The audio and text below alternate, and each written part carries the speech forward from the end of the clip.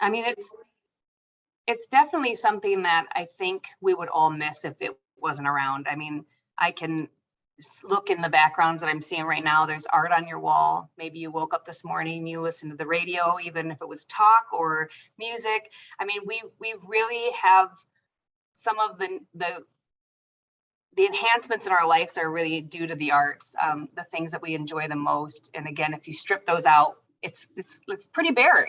There's not a lot to it. So to say the arts are important is an understatement, because I feel like they're, in my world, it's everything, right? It's the minute I wake up, I think about the arts. But if we break it down, and I sit across the table from a lot of people too that feel like they're not a part of that arts community, or they don't believe that they're an arts appreciate, they really do appreciate the arts. But when they look around them, they do. They just don't put themselves in that place where they think that. Am I a football fan, right? They know if they are, but they're like, I'm not sure about this arts thing. And so I think, we spend a lot of time talking to people about the importance of the arts. We know it's really important for our health, for economic development. There's so many different facets on where the arts really fit in. And as we learn more about how the arts affect our communities, it's always a good thing. It's never like, well, the arts have been doing these terrible things for all this time. I can't believe it. So I think it's something that, again, we toot that horn as much as we can. We try to tell people how they affect us, but it's just something that I believe that we should not be living without. So, excellent. And it's definitely, as they say, it's not like the arts are like the icing on the cake. The arts are the cake. So exactly, yeah. I often reflect on what it would be like without art, as you say, and a lot of times people think it's just the stuff you hang on the wall or something, and they think wall art is art, and you think your furniture is art, your car is art, the clothes you wear is art. Just pick a thing, and there's probably some designer involved in the thing. And if you strip that out, you don't have much, So, well, let's move to something I think that is a kind of a focus now of the Arts Council.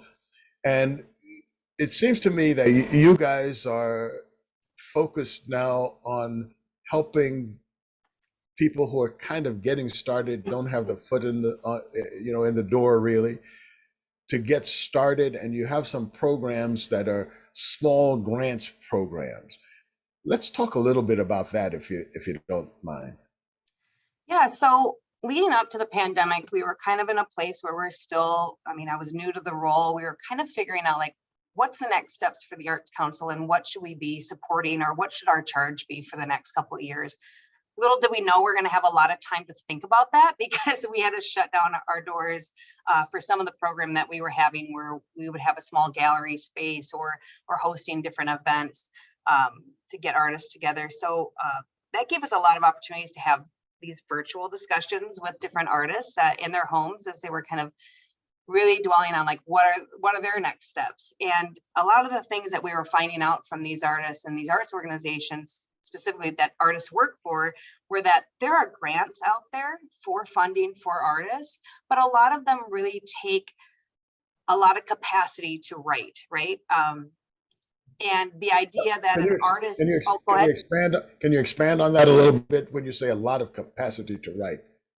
So if you look at most grants, you're asking for money, right? And you definitely earn it by writing that grant, because there are a lot of questions involved. There's a lot of that process for them to determine who receives the grants. If you've done your due diligence here, yes, you've gone to this step and you've got all these things lined up. For some artists, it's hard enough for them to produce work as it is. It's another thing for them to talk about it. It's another thing for them to sell somebody on it. And all of that has some anxiety and some stress to it. So what we see is, a lot of the times with the grants that are available out there, some of the same people keep applying for them, which is fine. But how do you get more people brought into the fold? How do you bring in more artists to feel comfortable with the process? And we realize that the process to begin with is somewhat flawed, because you can't even get your foot in the door unless you have some sort of grant writing experience. So we saw that kind of as an indicator of something that we wanted to try to focus on, you know, creating a funding opportunity that was kind of stripped from all of the things that make it complicated, and see what happens when we can directly fund artists, you know, in a bottom-up approach for the arts. I think a lot of the times too, some of the grants that we see out there are for the grantee or for the arts organizations. So the larger organizations like the pavilions and the Levitts and all these, you know, they're doing great things, and of course they need funding. But how does that relate to the individual artists working on the streets? Also, the big conversation here in our community is we really boast an arts community. We talk about it all the time in Sioux Falls. We've got this and that and the other.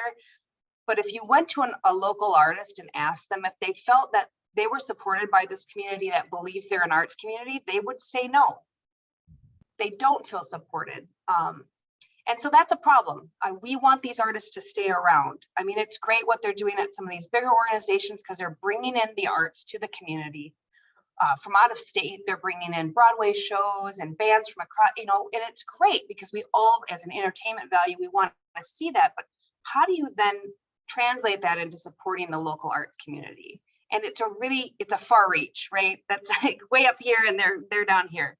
And I know there's attempts to be made and there's things that are happening, but part of what we started when we organized this was how do we make it very simple, approachable, equitable to fund artists at their level and at lower levels than you see actual grants typically go out for, which is generally a lot higher, right? People are asking for, you know, the grants are for $1,500. You know, what if we lower that bar? So we initiated, we actually wrote a grant to create this grants program. We received funding from the Sioux Falls Area Community Foundation. And then they're funding us for over the next 3 years, a total of $60,000.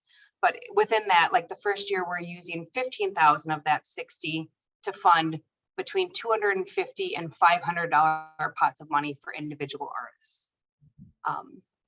The next year it's 20, the following year it's 25. And our idea is really to pilot this and showcase that you can fund the arts at these small amounts and what those outcomes look like. There's another component to this, which is very interesting as well. And the data that we're collecting from this project is really going to kind of showcase to other communities how this bottom-up approach can work and how you don't really need to get a pint of blood in the firstborn. And I hate to say that, but like all the things that some of these grants are asking you to do to have impactful income or outcomes happening from funding these individuals. So yes, our artist grants are really simple to apply for, and the evaluation process, the end portion, you know, what's the outcomes? That's as fluid as it is to apply. So sometimes when you're writing a grant, they want to know you have to spend the money within this time frame. It has to have these outcomes, and you need to document everything. Again, anxiety, how, you know, the process of art sometimes doesn't have a beginning and end point. So to be able to be very flowing with that evaluation process too is important for us for this project.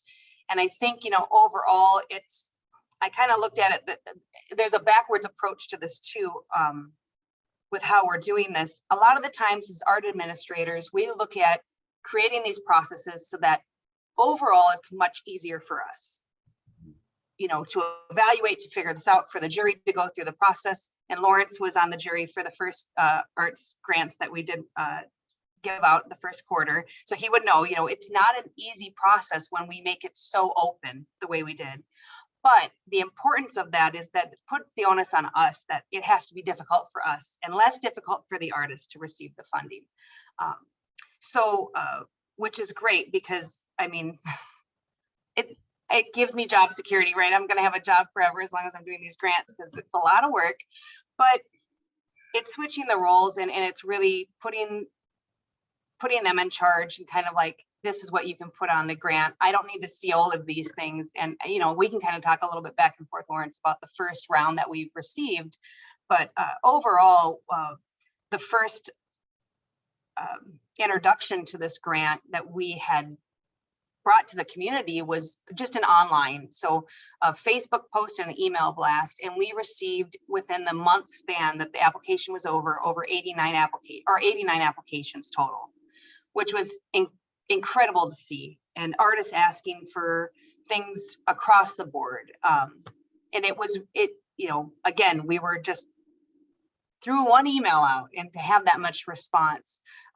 The next portion of this is really adapting this to a one-page, and I just brought this over. This is like the application, which is just a one-page front back, name and some small information and just what you want to use the funds for.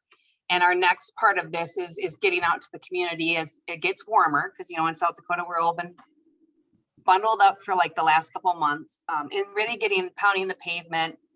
We've created this brochure in 5 different languages of the top languages spoken in Sioux Falls, and working with some of those groups like Lutheran Social Services and the Multicultural Center, Siouxland Libraries, to get these applications out into the hands of people and actually see them come back.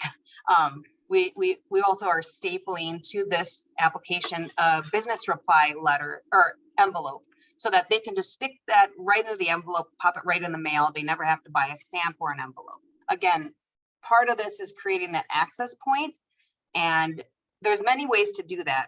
We know we can get people online. With one email, I can get 89 people to submit to this. Now, that's great, but we also want to know, who are we missing? Who does not have access to a computer? Who doesn't speak, English isn't their first language. I mean, there's so many different parts of this that I think we'll learn. And what's great about this is we have the next 3 years to really develop this process. Our end goal when the grant funds run out from the Sioux Falls Area Community Foundation would be to create an endowment that lives at the Sioux Falls Area Community Foundation that can fund this over time for forever. That's really our goal of this, is how we can continue to do this, because we know those needs are happening. One of the other wonderful things about this grant too is, if you apply, say you applied for that first round in Q1, we do this quarterly, and you didn't receive the funds. I've emailed everyone or contacted everybody and said, I'm sorry you didn't receive the funds. We automatically roll that application into the next quarter, and the next and the next. So they really don't have to apply more than once. They do, however, have the opportunity to redact that application and create a new one. So that's kind of the one nice thing about it, where they don't have to constantly be looking for deadlines and remembering things. And I know some of this has to, they have to apply, you can only set the table, they still have to eat. But I think what we're doing is, again, what does this process look like when we take off all the hubbub and just ask them straightforward, what do you need the money for? And then fund them, and then see the outcomes as they're ready. So I think that's a wonderful approach, and that's one of the reasons I was very happy to be part of that jury process. One of the things I noticed was that there were some rather innovative ideas and things that don't really fit in the kind of granting processes you normally see. Can you talk about some of those unique products and unique individuals, some of the more unusual people who would probably never pop up on a grant thing anywhere? Can you talk about some of the unique aspects? Yeah, well, and again, the opportunity was whatever they really needed the funds for. So this could be from somebody wanting to buy a new camera lens.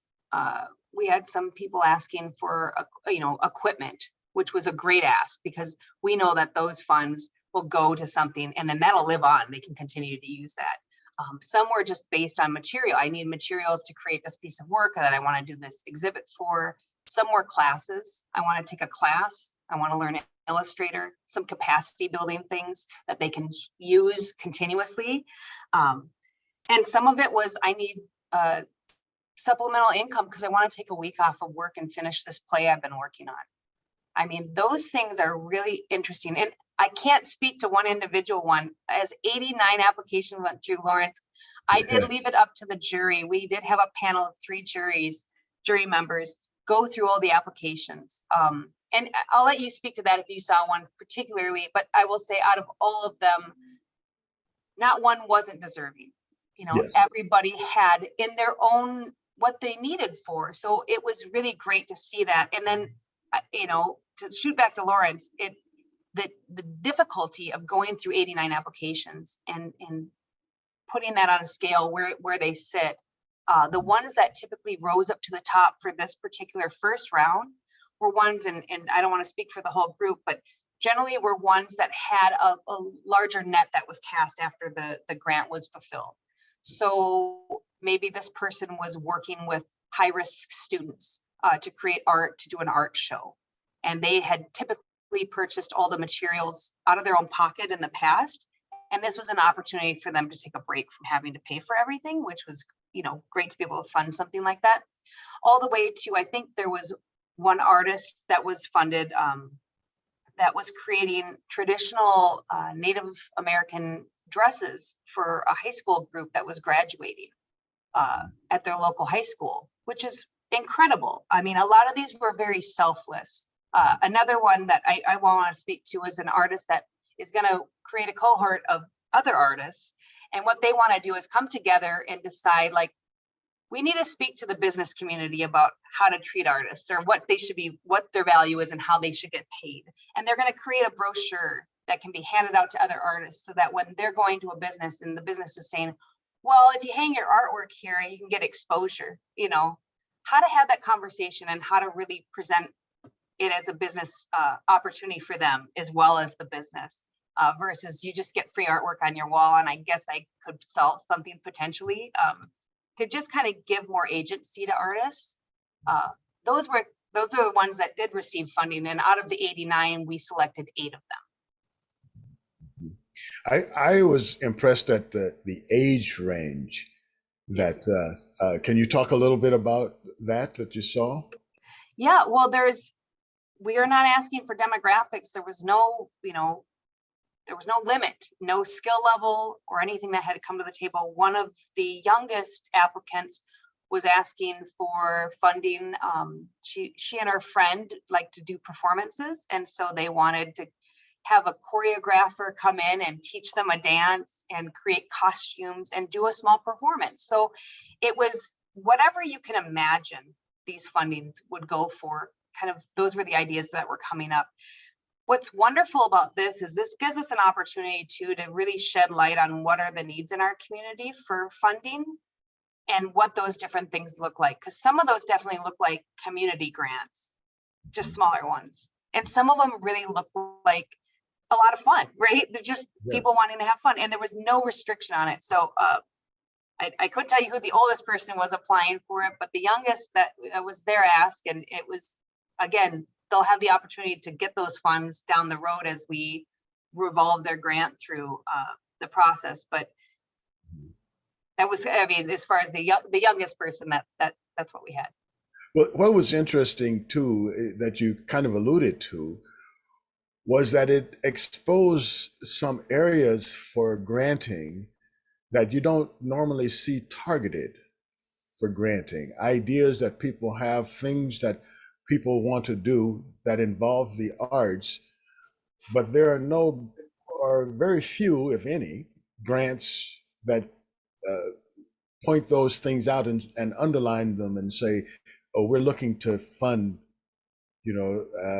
jingle dresses, it's just like, so it points out that in the granting community and the people who are looking to support the arts, it points out, one, there are some needs, a lot of unmet needs, and then two, it points out that we may need to look at different ways to fund people and different ways to bring them, as you say, into the fold, and to make money and resources, not just money, but other kind of resources as well, available to people who have good ideas, who want to do things, but are somehow just in the process itself excludes them.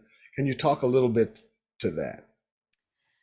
Well, in I think this is a lot of the education, which we want to try to lead also with this, is that this is kind of a foot in the door on granting and helping people grant, receive funds for things that you typically couldn't ask for. I know as an arts organization, it's hard for us to find operational funding. We generally have to have a project or a big shiny thing that we're applying for funding for, and that's difficult. It's difficult to try to do. There's also the opportunity of being able to unlimitedly, not having to have it fit within a granting cycle and then create the product or produce the end result within a certain time frame, which doesn't exist right now.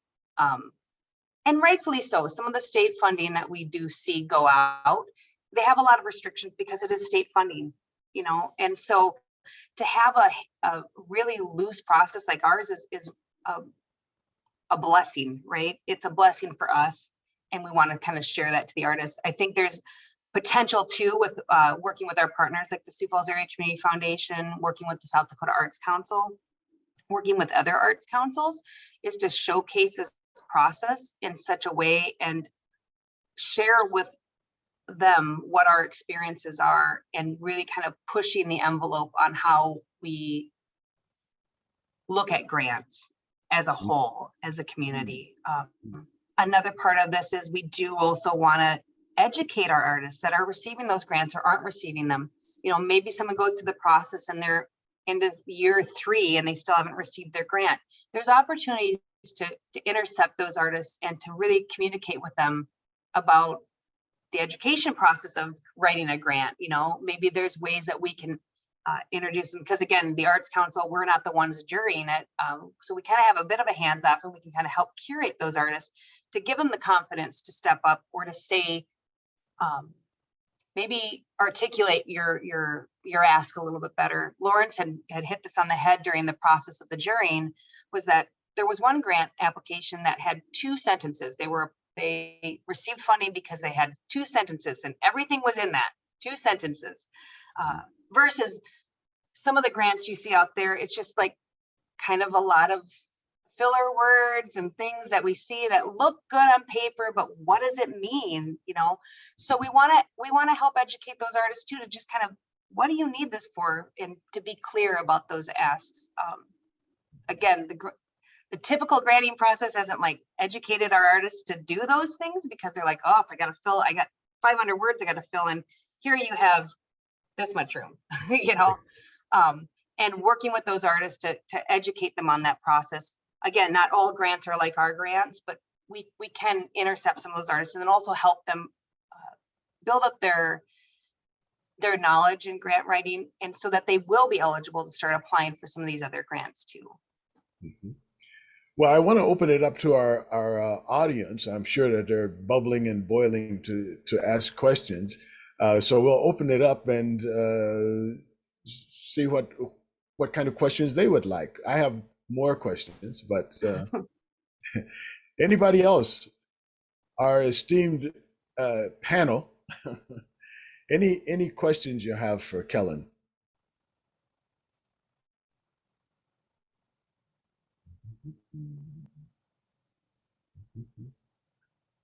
Anybody? Charles, go ahead. Hi, Kellen. How do you assess the mood in Washington these days in regard to the arts? What was that? Could you repeat that real quick? I didn't catch the first part of it. I'm sorry. What do you think is the mood in Washington these days as far as funding the arts? I mean, nationally, I believe that the arts are on the up and up, but there's a lot of things right now, if you look at globally what's happening, that are maybe taking a little bit of the spotlight. I don't know exactly what the mood is for the the current year. I could see it being very positive. I think overall the government realizes that the arts are important. You have the National Endowments for the Arts that are focusing on those things. Recently, with all the funding that the arts have received through the CARES Act and through some of these funding mechanisms, the arts are really strong right now. Whereas we had a real big scary moment 2.5 years ago when everything was happening with COVID, to closing doors and not, a lot of those art organizations were really scared And the government, I believe, stepped up and did a lot of help so that those organizations are still around past this. There was also some strength with the arts because of the pandemic, because we know through the arts, we can work through a lot of these bigger issues through the arts. So I think that was recognized. We would always want more funding, right? But it's to be determined. And I mean, again, nationally right now, I think there's a lot of other things happening, but overall, I feel like there's a positive forward charge for the arts in our nation. So how about political resistance to the arts, which has always been the case? More or less of that in these times, do you think? I mean, I could talk more about what people believe are the values of the arts. A lot of the times what we end up doing as arts organizations is really focusing on the return on investment of the arts, because we know that makes sense to certain people that are maybe holding the purse strings. They want to know, when you go to an art event, how much money are you spending? How much economic development does this create? That's always a battle. I love to lead with the foot of like, you couldn't live without the arts, but there's always part of us that have to talk about the other part. Politically, arts aren't political. I mean, they can be, they can talk about politics, but I mean, if you break it down, everybody needs the arts. And I don't think it lives on one side of the political realm versus the other. I think it gets pulled in there, but overall, I would love to see people not look at it in that way. It's a way to communicate ideas and a way for people to talk to each other and a way for people to come together over adversity. So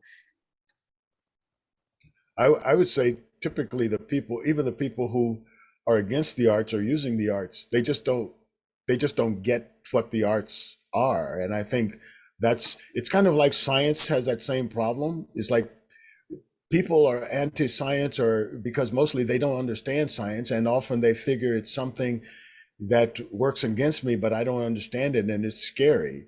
And I think part of what we have to do with arts is also bring more people into understanding how art affects them.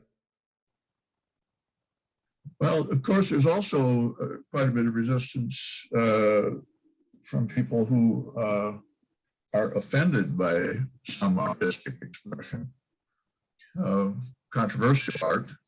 I don't know that we've had headlines about that recently, but that's always there. What constitutes art and what should and shouldn't be expressed. And certainly in South Dakota these days, there's some attempt to suppress in curriculum, for instance, what our kids can and cannot read. Well, there's also the question of what our kids can and cannot see or listen to, as far as that goes. And I know that the responses to these questions are necessarily political. I get that. But can you venture forth in regard to art which is controversial? Yes, I mean, I think it's understanding that the people that are probably trying to stifle these conversations because they're difficult, right? I think that's when we look to the arts to have these conversations, to, artists push the envelope. The imagery might be offensive for some people, but it's really telling a story, and it's an important story. So it depends on what you see. If you walk into the pavilion, you might not see all that could be there because they have some funnel system that says, okay, we cannot have that here. Do I agree with that? No. I mean, art is an expression, and it does happen. So I agree, Charles. That's something that it's happening in our community. Is it right? No, but it happens, especially with education. And I think there's a lot of red tape and things that are happening there.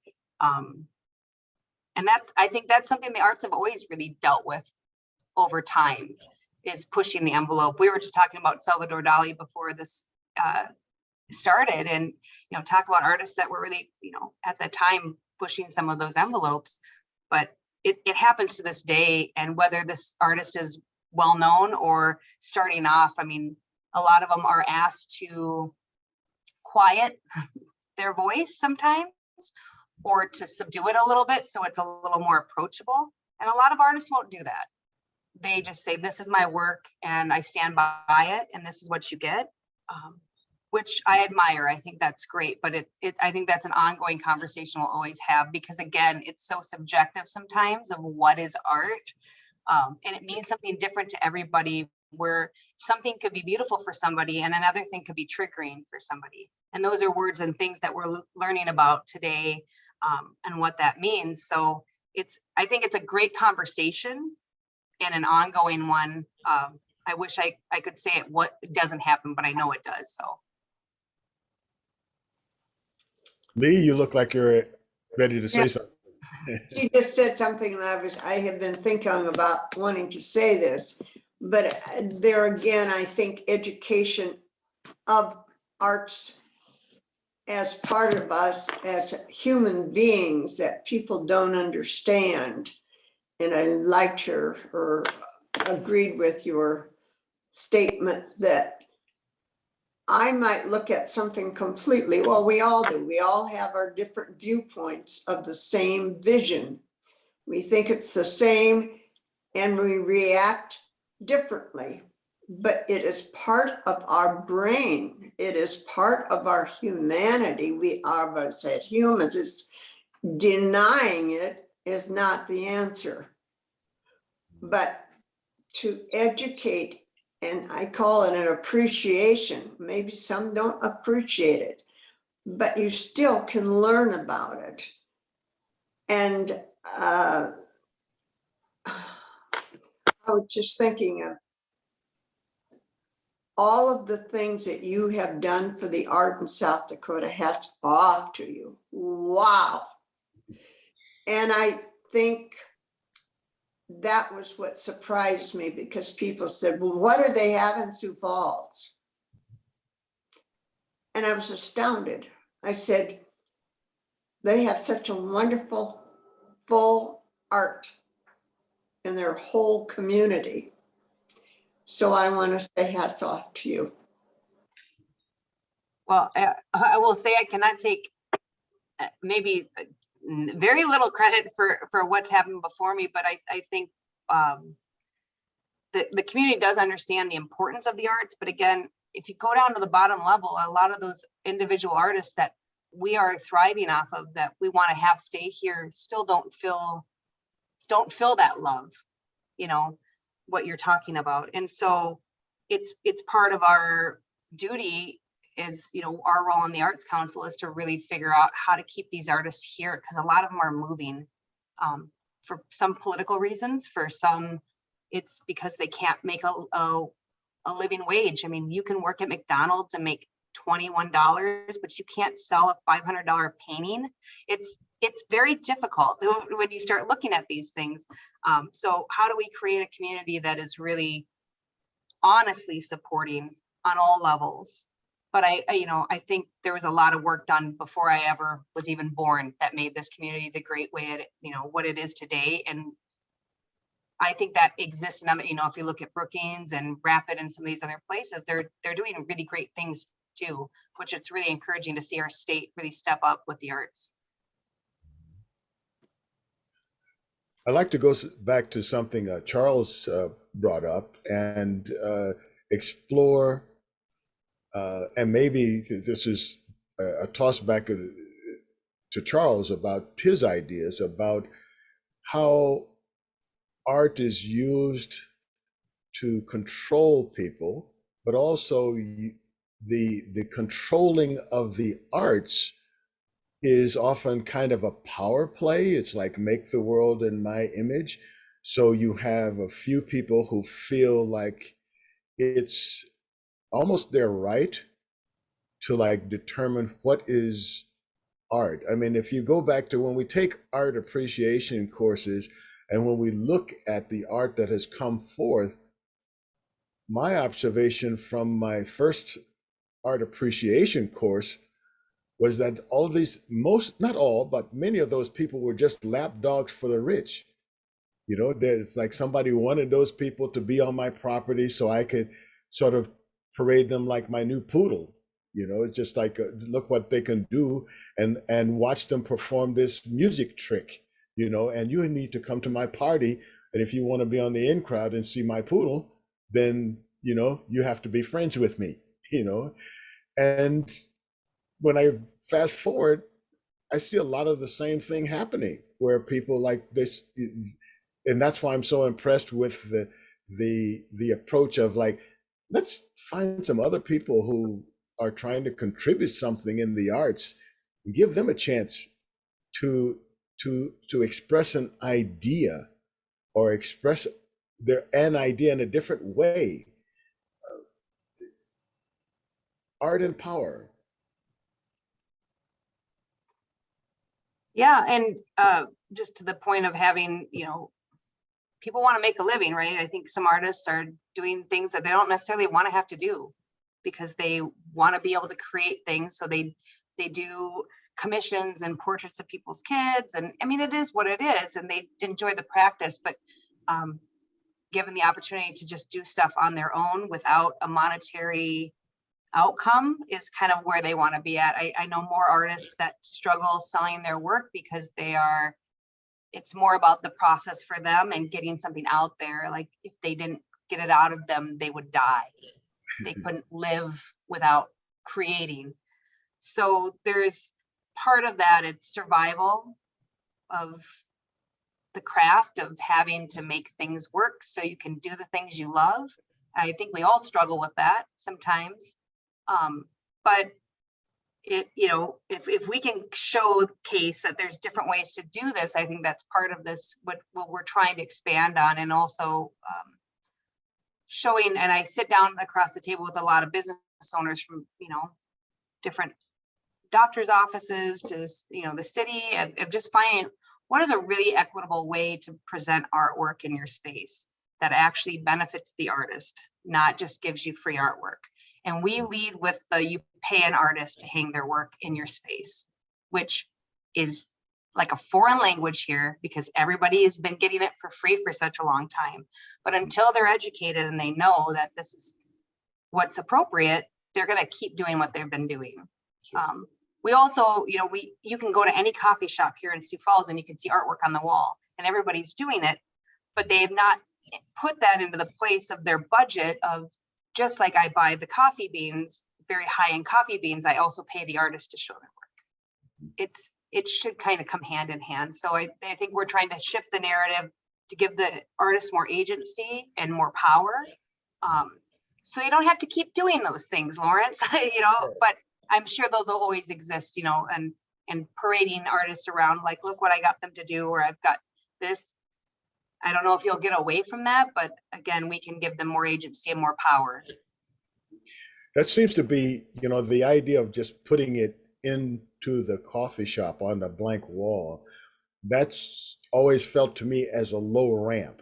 In other words, it's a way to sort of like just get the concept of having that wall filled with art, finding the value and having that owner watch somebody actually look in, or people bring people in to see the art or the artist whose friends and people who are interested in them coming to that coffee shop to see the art.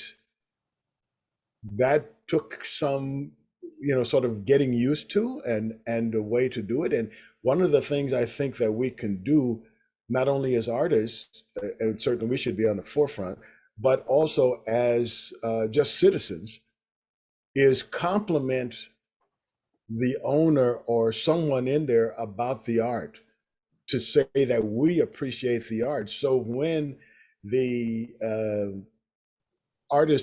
when the owner is asked to pay for the art, now they can make a connection between the prosperity of their business and they can see the return. Whereas before, you know, they can't see the connection. They can see the connection between the coffee beans or even the coffee cups that they buy, they can see that connection, but they don't really see it in the art. You know, people were coming in their place before there was stuff on the wall. So if there's extra people, they don't feel like that. Well, they came in because the coffee beans were good. They Mhm. don't feel that it was because of the art. Well, if you translate this to musicians and say, well, you pay a musician to come play a set at your restaurant or your bar, Mhm. they don't look at, they wouldn't bat an eye. Like, well, of course we would pay them because they're creating, you know, they're playing and they're entertaining. The fact that I would argue you're taking inventory out of this artist's inventory that they could be selling and you're putting it on the wall. You know, they could potentially sell it. Some of these places also do take a commission when the Oh, artwork sells. yes. So it's kind of like, Paying the there's a work. lot of things that we, you know, and again, you couldn't have told me this 3 years ago and I would have understood any of it, but living it every day and talking with artists and seeing it, you really start to realize that there are things that are flawed in the process. And the education part, I think, is the important thing. And we actually send out opportunities from the community through our artist directory, artist list.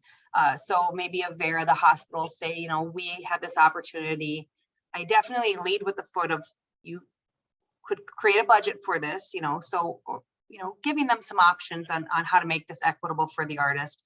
But we also do promote those opportunities because, Lawrence, some people, this is the foot on the door. They want the practice. And so they do need some of the experience, but also kind of how do you change that narrative to make it a really fair process. So everybody involved is benefiting, not just the business owner. Any more questions from our esteemed panel? Comments? Yeah, this is Kevin.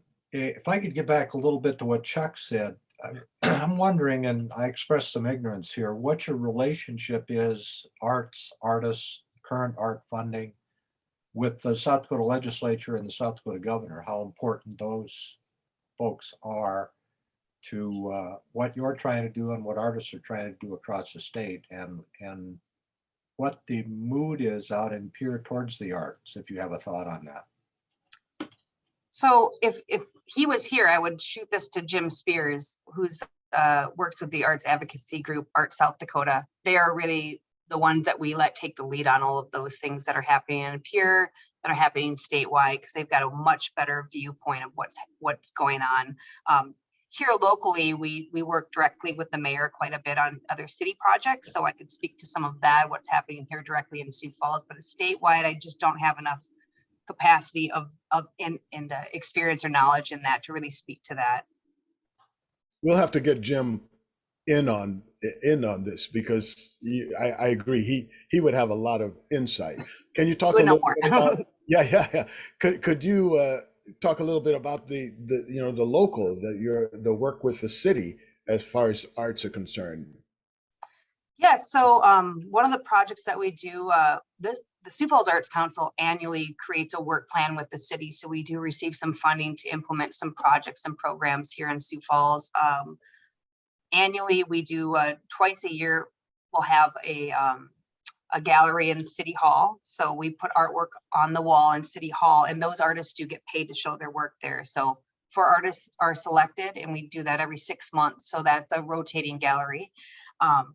We also worked last year, actually the previous 2 years, with the City of Sioux Falls and the Downtown Sioux Falls group to work on a project called the Downtown Art Box, which is a series of 26 boxes, utility boxes around downtown that are wrapped. We worked with the city to create the call for art, to do very much what we're doing with the artist microgrants, is creating a simple brochure that can be picked up locally at a library or other community partners spaces and turned in there, or you could submit digital images to us. So we had that process 2 years ago that we did that. That was then juried. We helped jury the selection, bring those jurors together, and then create the kind of end result, which is, if you go downtown in Sioux Falls, there's over 66 artists from our community, and they range from young to old, of all abilities. And between those 26 boxes, you can see 66 artwork. So that was one of the projects that we did that was a little more ad hoc than we generally have, like our city work plan that we do these things with the city. And they agree like, okay, we want you to do these projects. And then there's kind of those things like with Art Box that we worked on. And overall, those processes are really great because sometimes the city needs this kind of middle neutral space to do these projects. And we're really great at that is connecting artists or the community with these other initiatives that the city's trying to accomplish. So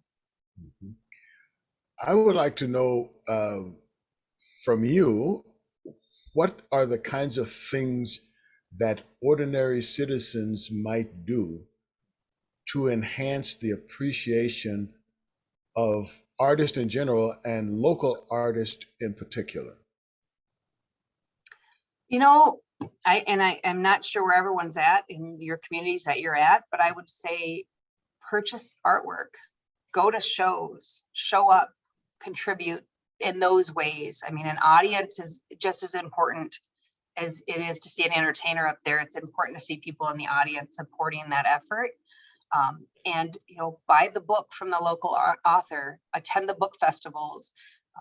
There's a lot of things happening at the local level that are accessible for everybody. The artwork is priced very well. You know, I think, you know, instead of, we kind of joke, you know, you could buy the same, you know, a $500 piece of canned art from Montgomery's Furniture down the street, which is, it's all right, right? You need artwork on your wall.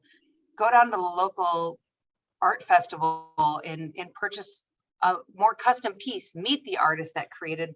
That way, when somebody comes to your home and says, wow, that's really cool, that's a great piece of artwork, you don't just say, well, yeah, I don't know who it was. It was, you know, it's probably one of 1,000 out there.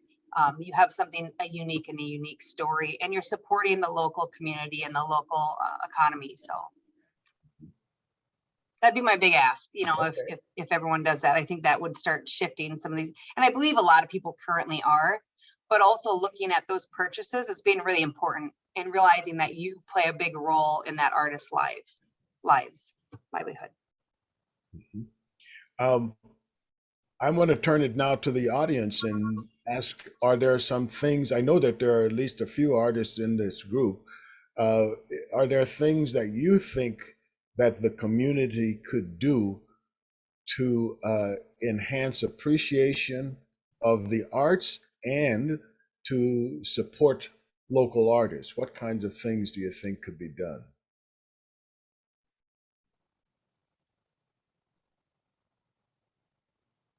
Anybody? Ready? Yes, I fully concur with what she just said about going to local art.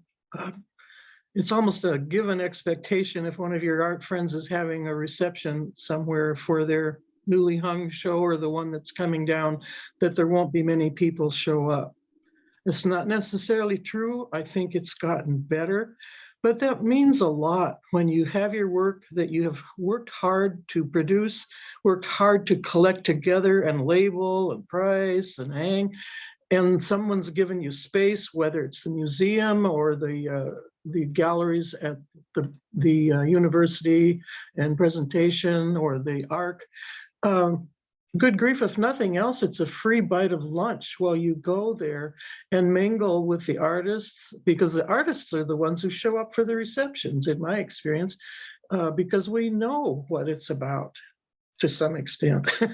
But yeah, please take in those receptions. And if there's no reception, which is sometimes the case right now, it doesn't take very long to pop into the museum and look at my artwork up on the second floor. And then, you know, they're glad I'm there and I'm delighted. This is kind of a peak of my non-career. But we need appreciation, we need recognition, we need to be seen as anybody does. So I love the fact that you encourage that kind of public response and reaction. Well, we're getting to where we're winding down now. We just got a few more minutes. I'll just throw in a couple of more ideas of how to support local artists. One of the big things in the music industry now are kind of house parties and as opposed to bars and restaurants and things like that, where a person who has a backyard or a living room will basically guarantee the artist a certain amount. It usually is around 100, 200 bucks, usually more than they make in a bar. And then they will invite their friends to come and listen to that music, you know, in this intimate setting. And then they pass the hat and they fix food and basically have a house party and invite people. And so it's good for them because they have entertainment at a party, which normally they wouldn't have. And then it's good for the artist because they get to play in a place where people aren't throwing beer bottles at them, you know, off the stage, you know. So I would like to expand that concept to maybe doing it for visual artists as well, and other kinds of artists, where you can talk about the process of that person making the thing and make a very interesting evening for friends at sometimes the, you know, the cost of something else that's not nearly as important to you. Okay, and that's something you'll have to decide. That said, I want to extend, anybody else have anything else they would want to contribute before we start to wrap this up?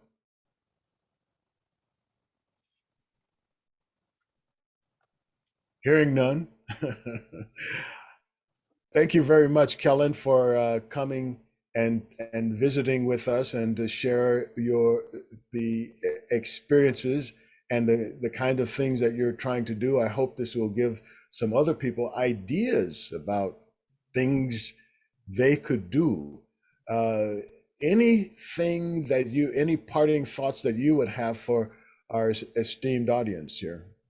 Well, just one thing, if anyone has any questions later on or curious about the processes that we've tried to implement here and through the artist microgrants and the other projects that we are, please reach out. I mean, we really want to be the catalyst for these kind of things to happen in other communities, and we realize that that takes just maybe one phone call and we can help you get the ball rolling. We didn't start off this way, so we kind of realize how that builds up. But again, I wouldn't be here if it wasn't for somebody else, and so I believe in that, sharing that education and that process with everybody. So I always say my phone's always open, my door is always open. If you're in Sioux Falls, please feel free to reach out and come visit. We'd love to get to know you more. And sorry, my phone keeps ringing. But just again, we want to be a wealth of knowledge for what we're learning right now and what we'll learn down the road. So please reach out. All right. Thanks a lot, everybody, and see you next week. Goodbye.